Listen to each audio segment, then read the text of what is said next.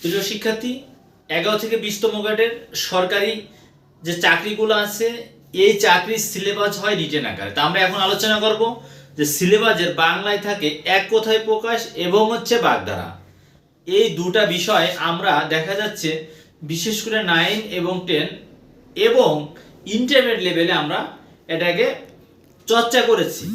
বিশেষ করে আমাদের যখন অ্যাডমিশন টেস্ট ভর্তি পরীক্ষার সময়, যে বিশ্ববিদ্যালয়ে ভর্তি পরীক্ষার সময় আমাদের এই এক কথায় প্রকাশ এবং বাগধারাগুলো কাজে এসেছে।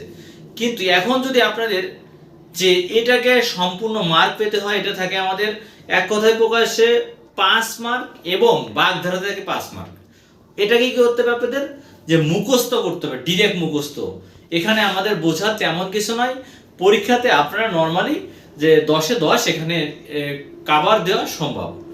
এর জন্যই সবসময় অথেন্টিক কিছু এক কথায় প্রকাশ এবং বাগধারাকে নোটের মাধ্যমে লিপিবদ্ধ করে রাখতে হবে, এটাকে মুখস্থ করতে হবে, তাহলেই পরীক্ষাতে সম্পূর্ণ অ্যান্সার করতে পারবেন। ধন্যবাদ সবাইকে। আজকের ভিডিও পর্যন্তই। আগামী ভিডিও দেখার জন্য বিশেষভাবে অনুরোধ করছি।